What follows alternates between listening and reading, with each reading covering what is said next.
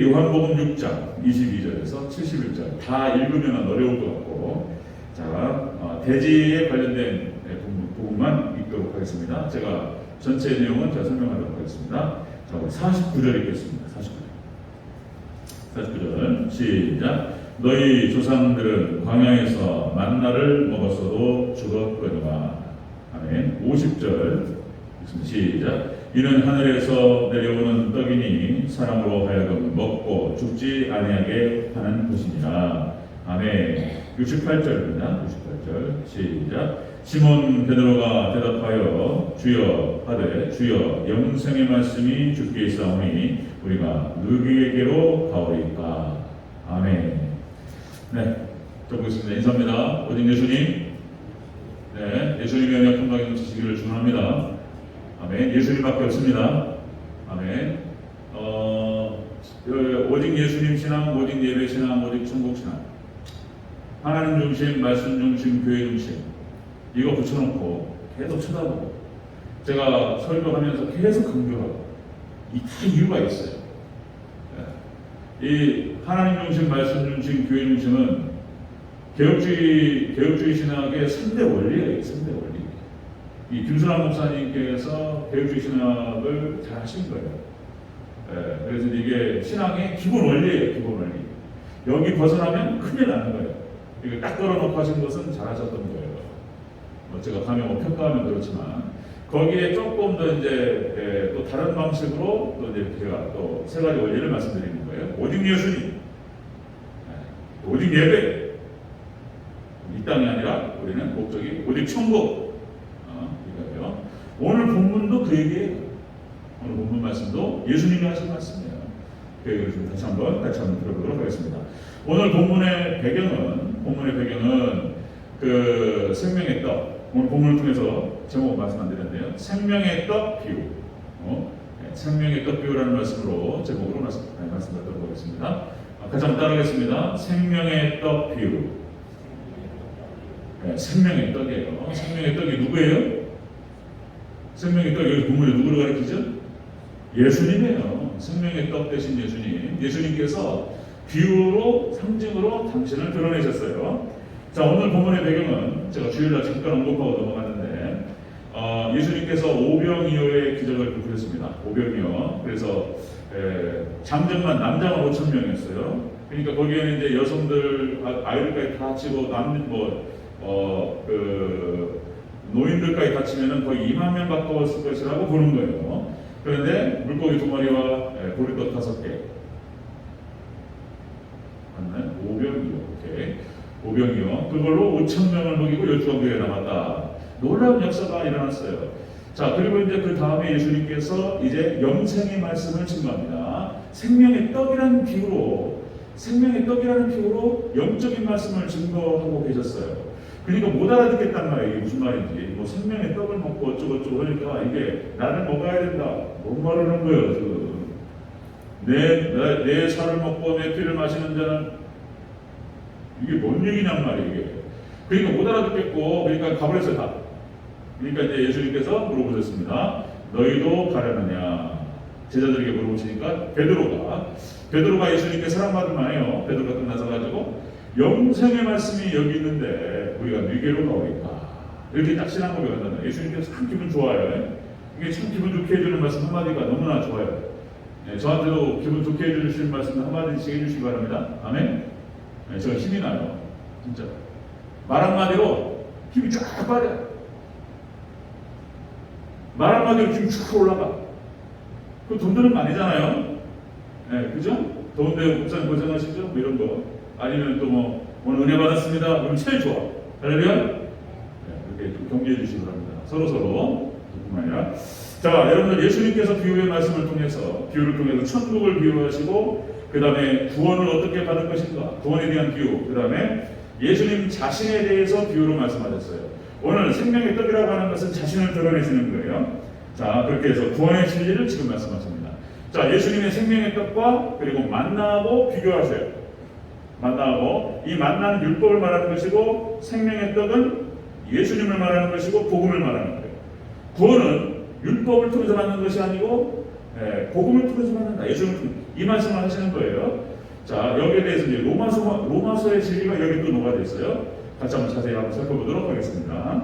자, 생명의 떡 비유. 자, 첫 번째입니다. 첫 번째. 자, 너희 조상들은 광야에서 만나를 먹고 죽었느니라. 이렇게 말씀했어요. 자, 49절 다시 한번 읽겠습니다. 49절. 시작. 너희 조상들은 광야에서 만나를 먹었어도 죽었거니와. 아멘. 만나를 먹었어도 죽었다. 이 말씀이 무슨 의미냐? 이 말은 율법을 상징적으로 말하는 건데, 이 만나라고 하는 것은, 자, 예수님에 대한 믿음 없는 행위로는 구원받을 수 없다는 말을 말하는 거예요. 율법을 우리가 행위 구원이 안 된다고 하는 것은 율법을 안 지켜도 된다는 뜻이 아니라, 자, 여러분들, 그 율법을 지키는 것이 우리의 의지나 우리가 하는 것이 아니라는 거예요. 여러분, 우리는 율법을 지킬 수 없는 죄인인 줄로 믿습니다. 그런 거예요. 의로움이 우리 자신에게부터 나오는 게 아니라는 말씀을 하시는 거예요. 모든 의로움과 축복과 모든 하나님의 은혜는 다 하나님 예수님으로부터 나오는 줄로 믿습니다. 자, 보세요. 믿음 없는 행위는 구원받을 수 없다는 것입니다. 여기서 죽었거니와라고 했을 때 죽었다라고 하는 것은 그런 뜻입니다. 끊어지다, 멸망하다. 그러니까 만나 먹고 율법을 잘 들었는데 그것을 통해서 잘 지키지 못하고 끊어져 버리고 멸망해버렸다. 그런 얘기입니다. 자, 여러분들 이스라엘 백성들이 출애굽을 해서 40년 동안 광야에서 만나를 먹었어요. 그죠? 만나를 먹었는데, 자 보세요. 사도행전 7장 39절 40절에서 이렇게 기록하고 있어요. 사도행전 7장 30절. 자, 우리 조상들이 모세에게 복종하지 아니하고자 하여 거절을 하며 그 마음이 도리어 애굽으로 향하여 아론더러 이르되 우리가 우리를 인도할 신들을 우리를 위하여 만들라. 모세가 십계명을 받으러 올라갔는데 모세가 눈이 안 보이니까 바로 이스라엘 백성들이 자기들을 위하여서 자기 신을 만들었습니다. 그게 뭐였죠? 송아지였습니다. 금송아지를 만들어서 하나님을 노엽게 만들었다는 것입니다. 이스라엘 백성들이 철저하게 믿음이 없었어요. 출애굽한 이스라엘 백성들이 만나를 먹었는데 죽었어요. 다 출애굽 1세대들은 다 멸망했습니다. 자, 여러분들 가데스 바네아에서 이스라엘 백성들의 그 믿음 없는 소리를 다시 한번 들어보세요. 자, 12명이 정탐꾼을 보내서 40일을 정탐하고 돌아왔는데 거기서 10명이 믿음 없는 보고를 하였다. 오직 칼렙과 여호수아만이 우리는 들어갈 수 있다. 하나님께서 약속하셨기 때문에 허락하실 것이다. 저들은 우리의 밥이다. 이 믿음의 소리는 두 사람만 내고 나머지 10명이 부정적인 보고를 했다는 거예요. 우리는 메뚜기가, 우리는 죽었다. 이랬단 말이에요. 이랬대. 이 소리를 듣고 이스라엘 백성들이 반응이 나와요. 반응이 나오는데 민수기서 14장 1절 3절 말씀에서 이스라엘 백성들이 믿음 없는 소리를 한번 들어보세요. 자, 온 회중이 소리를 높여 부르짖으며 밤새도록 통곡하였다. 10명의 부정적인 보고를 듣고 밤새도록 울었어. 울면서 이렇게 합니다. 자, 이스라엘 자손이 모세와 아론을 원망하되, 자, 우리가 애굽 땅에서 죽었거나 이 광야에서 죽었으면 좋았을 것을 어찌하여 여호와가 우리를 이 땅으로 인도하여 칼에 쓰러지게 하는가? 응? 우리 처자가 사로잡히기라. 네? 이렇게 어찌하여 여호와가 우리를 이 땅으로 인도하여 칼에 쓰러지게 하려 하는가? 우리 처자가 사로잡히니 애굽으로 돌아가는 것이 낫지 않겠는가? 이러면서 물었어요. 그 목소리를 하나님께서 다 들으셨어요. 하나님께서 기가 막히셨어요. 그리고 하나님께서 말씀하셨어요. 돌아가라. 너희들 하나도 하나님 땅에 들어가지 못하리라. 이스라엘 백성들은 그렇게 만나를 먹었지만 그들은 믿음이 없었어요. 여러분들 오직 믿음이 없는, 예수님 믿음 없는 율법의 행위 없어요. 그런 거. 믿음 없는 어떤 행위, 삶 이런 거 안 되는 거예요. 그러니까 믿음 없는 행위로는 구원받지 못한다라고 하는 것을 예수님께서 지금 말씀하시는 거예요. 만나를 비롯해서. 자, 여러분들 제가 또 뭐 이렇게 말씀하셔서 이해해 주시고 잘 들어주세요. 제가 여러분들 마더 테레사 노벨 평화상을 받았습니다. 마더 테레사 일평생을 인도로 가서 가난한 자들을 위해서 살았고 수많은 병자들을 치료했습니다. 자, 그렇게 살았어요. 그리고 여러분들 그 슈바이처 박사도 자신의 삶을 온전히 아프리카 의료 봉사라고 말할 수 있죠. 성경 아니에요. 자, 아프리카 의료봉사에 자신의 일생을 바쳤습니다. 그런데 그전에 한번 말씀드렸듯이 슈바이처 박사는 처음에 고등학교, 그러니까 대학을 가서 전공한 것이 신학이었어요. 의학이 아니었습니다. 그 신학에서 현대신학을 한 거예요. 현대신학. 슈바이처 박사가. 그래서 슈바이처 박사는 그걸 예수님을 믿지 않았습니다. 예수님의 동전녀 탄생, 예수님의 무슨 대속, 예수님의 부활, 예수님의 승천과 제일 안 믿었어요. 신학 체계가 그렇다고 말씀드렸죠. 성경은 오류가 있고 성경은 하나님 말씀이 아니다라고 생각했어요. 그리고는 이제 신학을 포기했어요. 포기하고 의학을 해서 대체 어떤 마음과 어떤 심정으로 아프리카 선교를 했는지 모르지만 전혀 예수님과 관련이 없이 봉사를 했습니다. 추천할 수 없고 동의할 수 없는 거죠. 그러니까 예수님 하나님으로부터 오는 그 은혜를 받아서 그것이 동력이 되어서 섬기는 것이 아니라면 그건 다른 무엇이라는 거예요. 그거는. 그래서 인간적인 것은 그때 사람은 철저한 죄인인 거예요. 타락한 거예요. 그리고 마더 테레사가 1910년생이고 1991년에 97년에 죽었습니다. 97년 87세. 그러니까 마더 테레사가 한참 활동하던 시기가 어떤 시기냐면은 캐톨릭이 1960년에 제2바티칸 공회에서 종교 다원주의를 정식 교리화시키고 모든 종교에는 구원이 있고 꼭 예수님만 믿어야 구원받는 것은 아니다. 그러니까 지금 캐톨릭이 완전히 지금 나가는 거예요. 그 한 정점에 테레사 수녀가 있었습니다. 그러니까 테레사 수녀의 중심은 예수님을 믿고 그 믿음으로 연합되어서 했는지 그건 잘 모르겠어요. 그러나 만약에 그게 아니라면 그러니까 왜 테레사를 얘기하고 테레사 수녀를 얘기하고 그리고 슈바이처를 얘기하는지 그것은 숫자가 적기 때문에 그런 거예요. 여러분들 우리 개신교 욕먹고 그러잖아요. 사람들이 무슨 개신교 지금 캐톨릭이 더 인기가 높고 개신교는 별로 인기가 없고 안 좋은 얘기는 다 나와. 그런데 여러분들 개신교 우리 기독교에서 개신교에서 여러분들 저희 교회만 해도 한 달에 60만 원씩을 보내요. 한 달에 60만 원 선교사님들 4분 선교사님과 그리고 어려운 교회를 돕고 있습니다. 여러분들 모든 교회가 하도 많으니까 얘기 안 하는 거예요. 우리나라에 선교사가 와가지고 무슨 아펜젤러, 언더우드 병원을 짓고 수많은 사람들, 가난한 사람들을 돕고 그렇게 선한 사마리아 사람의 정신을 가지고 섬겼던 얘기에 대해서는 한마디도 얘기 안 한다니까요. 그것이 아펜젤러와 언더우드 뿐이겠습니까? 우리나라 선교사만 그렇게 했을까요? 여러분들 중국과 아프리카와 수많은 오지에 가서 수많은 예수님의 사랑을 가지고 그 선교지에 가서 수많은 사람들을 도왔던 사람 너무나 많으니까 얘기를 못하는 거예요. 너무 많으니까 테레사만 했어요? 그런 얘기만 듣고 캐톨릭이 좋다고 한단 말이에요. 말도 안 된단 말이에요. 제가 제 친구 20대 그러니까 이제 친했던 친구 중 하나가 공부를 잘해서 저보다 공부 잘했어요. 그래서 연세대학교 경제학과를 들어갔습니다. 이 친구하고 친했어요.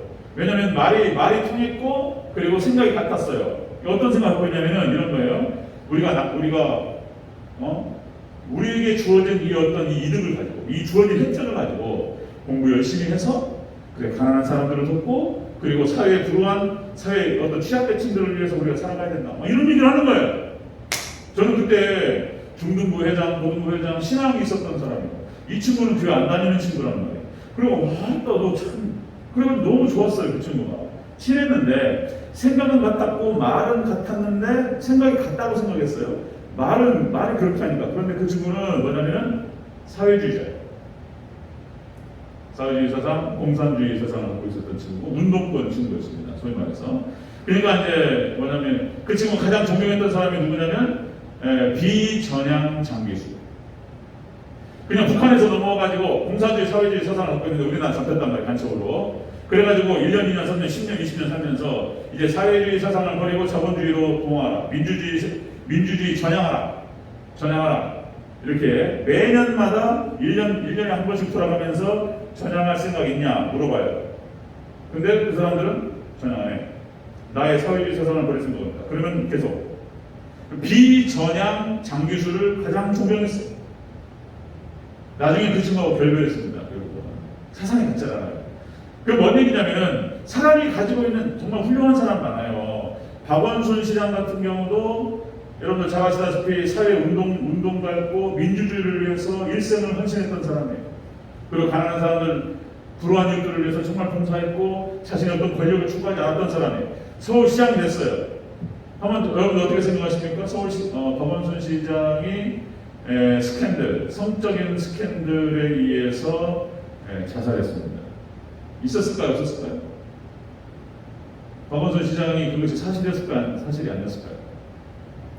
만약에 사실이 아니라 그런 일이 절대 없었다면 자살했을까요? 뭐냐면은 한순간에 무너져 버리는 거예요. 자신이 가지고 있는 사상과 그것이 아무리 투철하더라도 그런 일이 있었던 거예요. 그러니까 거기서 쏟아질 비난의 화살들을 감당할 수가 없는 거예요. 보수 진영에 있는 보수 언론들과 수많은 사람들의 칭찬을 다 받을 수가 없어요. 그걸 딱 생각하는 순간 감당이 안 되는 거예요. 그래서 스스로 목숨을 끊었습니다. 그리고 사자에 대한 예의로 더 이상 묻지 않았어요. 묻어버렸어요. 그 다음에 또 여러분들 노회찬 의원 아시죠? 정의당 국회의원 노회찬 훌륭한 사람들이에요. 정말 박원순 시장 그리고 노회찬 의원 훌륭한 사람들입니다. 진짜 약자들을 위해서 일평생을 바쳤고 그렇게 살았어요. 그러나 드루킹 사건 여기서 뭔 얘기냐면은 돈은 받았는데 청탁은 받지 않았다. 동의하십니까? 돈은 받았는데 청탁은 안 받았다.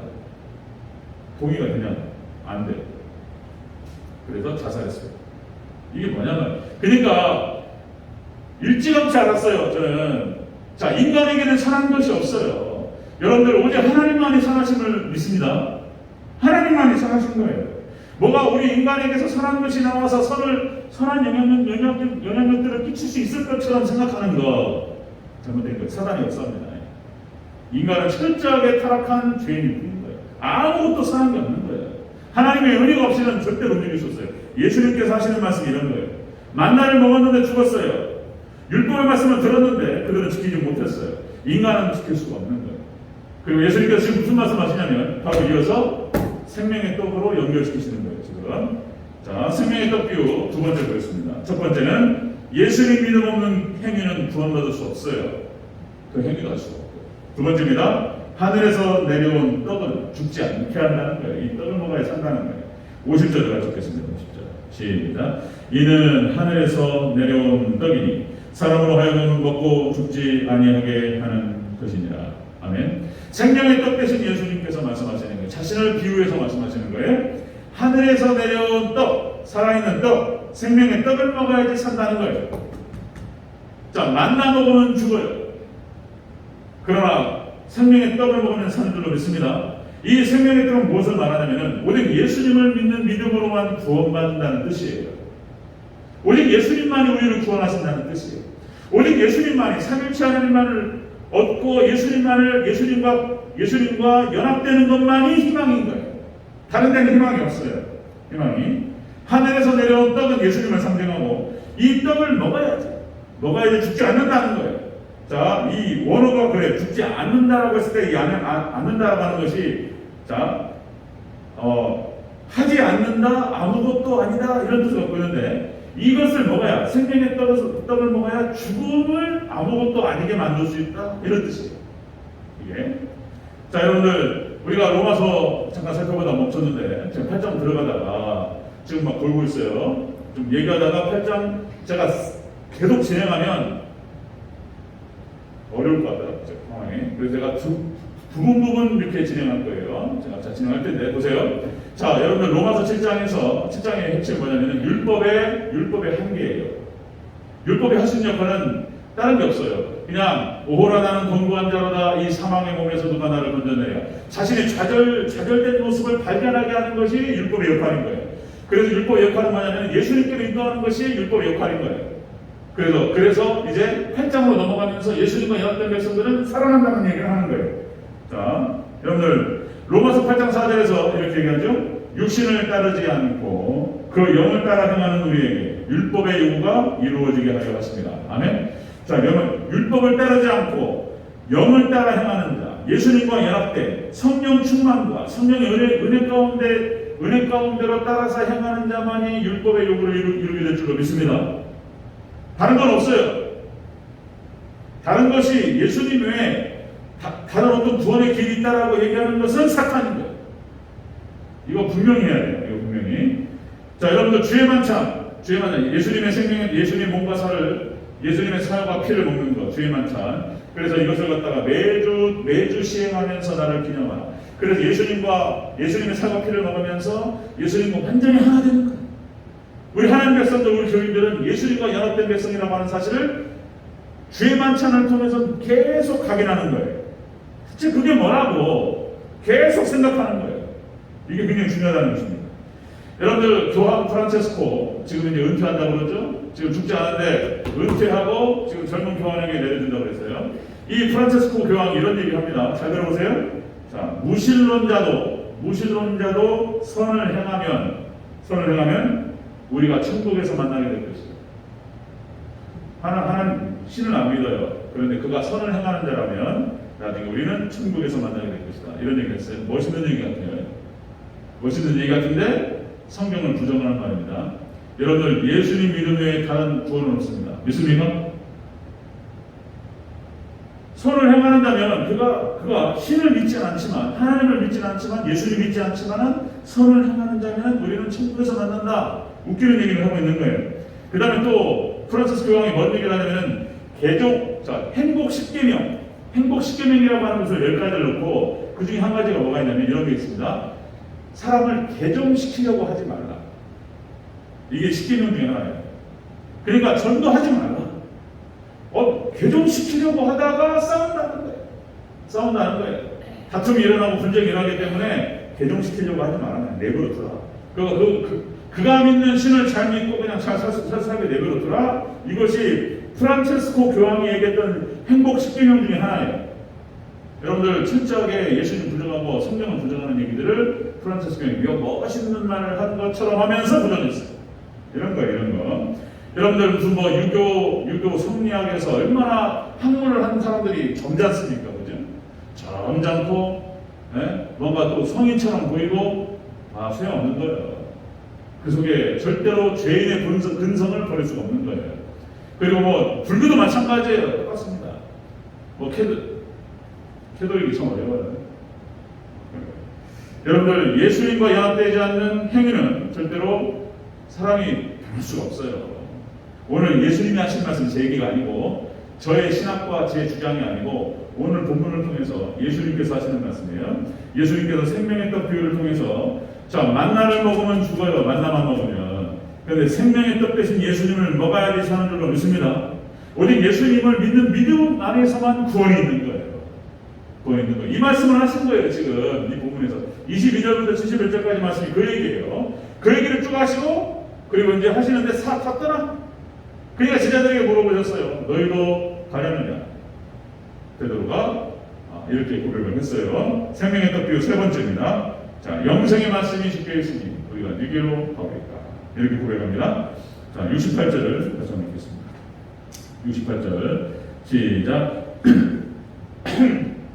죄송합니다. 68절 시작. 시몬 베드로가 대답하되 주여 영생의 말씀이 주께 있사오니 우리가 누구에게로 가오리까? 아멘. 베드로가 영생의 말씀이 여기 있는데 우리가 누구에게로 가오리까? 생명의 떡을 비유하시면서 영생의 비결을 말씀하셨어요.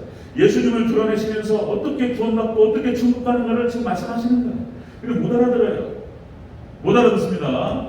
근데 베드로는 알아들었나 봐요. 베드로는 지금 영생의 말씀이라는 표현을 쓴단 말이에요. 이게 들어갑니다. 이게 무슨 말이냐면 영생의 말씀이 주께 있사오니 우리가 누구로 가오리까? 그리고 베드로는 오직 예수님만을 따랐습니다. 여러분 생명의 떡 비유를 통해서 우리가 제자들의 태도와 자세를 볼 수 있습니다. 여러분 오직 예수님만 따라가야 되는 줄로 믿습니다. 예수님만 따라가시는 저와 여러분 되시기를 주 이름으로 축원합니다. 예수님께 붙어야 돼. 여기에 구원이 있고 여기에 은혜가 있고 여기에 축복이 있고 여기에 천국이 있다. 누구로 가오리까? 이 간단한 말이 떠나다 멀리하다. 주님을 따라서 예수님을 따라서 멀리할 수 없고 어디로 갈 수가 없다는 거예요. 지금 베드로가 그렇게 고백하는 거예요. 여러분들 예수님을 따라서 우리가 아무것도 아님을 믿습니다. 포도나무 비유를 통해서 예수님께서 하셨어요. 반드시 그 가지는 포도나무에 붙어 있어야 돼요. 그래야 열매를 맺을 줄로 믿습니다. 포도나무 비유를 통해서. 로마서 6장에서는 또 우리가 그리스도인을 뭐라고 표현하고 있냐면 새 사람이라고 표현하고 있어요. 새 사람. 새 사람은 예수님과 연합된 사람을 말하는 거예요. 결혼을 말하는 거예요. 연합 하나가 되는 거예요. 하나가. 자, 새 사람이에요. 새 사람. 예수님. 자, 신비로운 연합이라는 표현을 씁니다.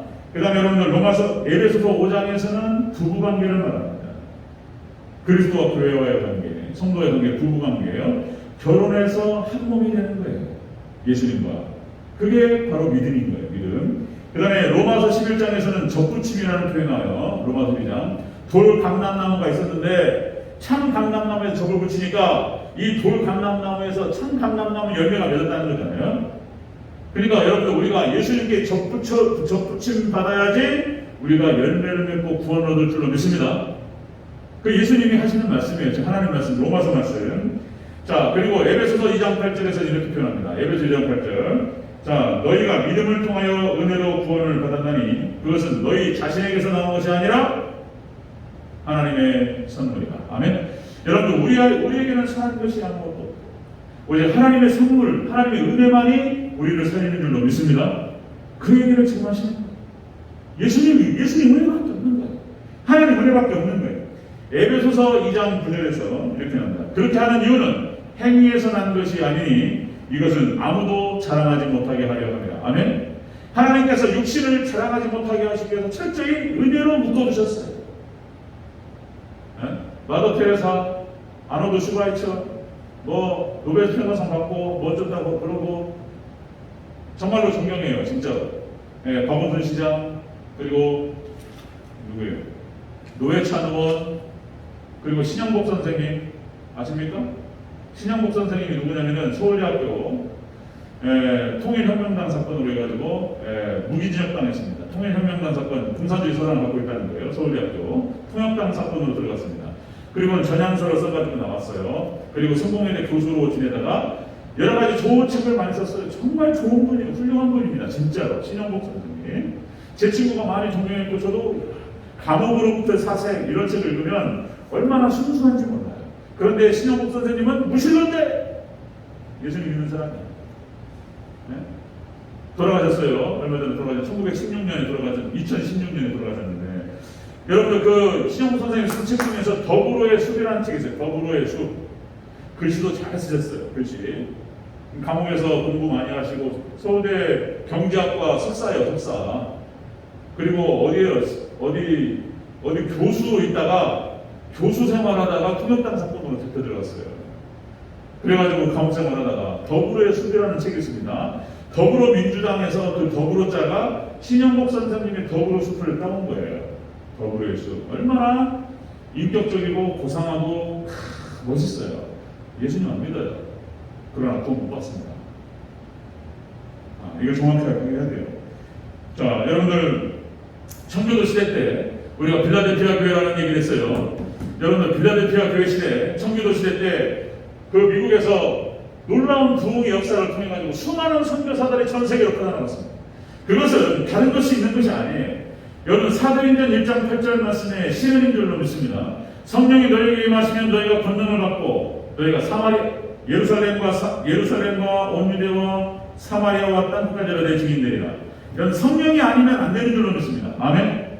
오직 성령만, 예수님의 영, 성령님, 예수님만이 우리를 거룩하게 하고 그리고 이 사역을 감당하게 할 줄로 믿습니다. 아멘. 다른 걸로 인간에게서 무엇이 나온다고 생각하는 것은 사탄이에요. 미혹이에요. 잘못된 거예요. 예수님밖에 없는 거예요. 성령밖에 없는 거예요. 여러분들 그렇게 해서 수많은 선교사들이 성령 충만받고 자신의 삶을 완전히 다 드렸어요. 또 말씀드리면 우리 한국에 왔던 선교사들 자기 시신을 자기 고국에 가기를 원치 않았어요. 한국 땅에 묻히기를 원합니다. 완전히 한국 사람이 되어버렸어요. 자신의 일생을 하나님께 드렸고 자신의 선교지에 자신을 드렸어요. 그건 사람들에서 나오는 게 아니에요. 성령께서 하신 것인 줄로 믿습니다. 아멘. 성령이 임하시면 너희가 내 증인이 되리라. 그들은 이 땅에 와가지고 수많은 구제 사역을 하고 선교 사역을 하면서 병원을 짓고 고아원과 너무나 많아서 다 얘기할 수가 없어요. 왜 그런 얘기는 안 하냔 말이에요. 그런 얘기 한마디도 안 해. 교회 비판하는 사람. 선교사들이 수많은 지금 교회들도 부족하지만 사회복지에 사각지대에 있는 사람들을 돕기 위해서 교회가 구제원금을 책정을 해서 그들을 조용히 아무도 오른손이 하는 일을 왼손이 모르게 하면서 이런 일을 한마디도 안 한다니까요. 그리고 2000년 역사 가운데서 항상 가난한 사람들, 사회적인 약자들을 보호했던 것이 교회가 있어요. 교회가 무슨 사실상 사회주의 사상, 공산주의 사상도 교회에서 나오는 거예요. 잘 아시겠지만 여러분들 마르크스가 목사님 아들이잖아요. 여러분들 사도행전을 아는 사람이에요, 마르크스가. 그러니까 이제 나오자는 얘기를 한단 말이에요. 거기 안에 근데 예수님 없이 나오자는 거예요. 그게 사탄인 거예요. 하나님의 은혜 없이, 성령님의 은혜 없이, 예수님 없이, 말씀 없이 이상사회를 만들자? 거짓말하는 거예요. 그런 거 없어요. 우리 예수님밖에 없는 믿습니다. 아멘? 그런 거 없어요. 여러분들 교부신 마지막 정리하겠습니다. 여러분들 교부신학이 뭐냐면 교부신학이 다른 게 아니고 예수님의 12제자가 세웠던 그들이 사도잖아요. 예수님 12제자가 세웠던 초대교회, 이게 바로 사도신학이에요. 사도신학. 그래서 초대교회에 있었던 그 분위기가 그대로 연결되어서 100년, 200년, 300년 내려갔던 거예요. 그래서 사도들의 그 신학과 사도들의 그 신앙을 잘 정리한 것이 교부신학이에요. 그런데 1000년 동안 타락해버렸단 말이에요. 중세 암흑 시대가 오면서 이 복음이 말씀이 닫혀버렸어요. 이걸 다시 들어올린 것이 종교개혁자였어요. 그러니까 사도의 신앙과 사도시대의 신앙과 신학을 잘 살린 것이 잘 정리한 교부신학이었고, 이 교부신학을 다시 잘 정리한 것이 개혁주의 신학인 거예요. 그리고 그것이 청교도 신학으로 내려오면서 오늘까지 내려온 거예요. 지금 이런 얘기가 청교도 신학이에요. 청교도 신학. 하나님 중심, 말씀 중심, 교회 중심. 오직 예수님 신학, 오직 예배 신학, 오직 천국 신학. 이게 청교도들, 이게 2000년 동안 정통이라고 소위 말해서 정통신학이라고 하는 것이 바로 이런 거예요. 이거예요. 다른 게 아닙니다. 여러분 개혁주의 신학에서 이렇게 얘기했습니다. 과거 중세 암흑시대를 갖다 부정하면서 5가지 원리를 냈어요. 5가지. 솔라라고 하는 파이브 솔라스라는 표현을 쓰는데 5가지입니다. 솔라 피데 오직 믿음. 솔라 그라치아, 오직 은혜, 오직 하나님 은혜. 그 다음에 솔라 스크루트라, 오직 성령. 4번째, 솔라 크리스토스, 오직 그리스도. 5번째, 솔라 글로리아, 오직 영광. 이 5가지 파이브 솔라스가 있습니다. 그러니까 개혁주의 신학에서는 오직 하나님이었던 거예요. 하나님의 은혜와 오직 하나님 성령과 오직 그리스도와 오직 믿음, 이거 없이는 소용없어요. 다 가짜고 다 거짓말이에요. 예수님께서 하신 말씀이 하신 말씀. 오늘 생명의 떡 말씀이 바로 그 말씀이에요. 예수님께서 생명의 떡 비유를 통해서 하시는 말씀이 만나만 먹으면 죽어요. 예수님 믿음 없는 행위는 구원이 없어요. 여러분 오직 예수님 믿는 믿음만이 구원을 주는 줄로 믿습니다. 아멘. 여러분 오직 예수님만 따라가야 되는 줄로 믿습니다. 아멘. 아멘 한번 크게 해주시고요. 아멘. 이거를 예수님이 오늘 하시는 말씀.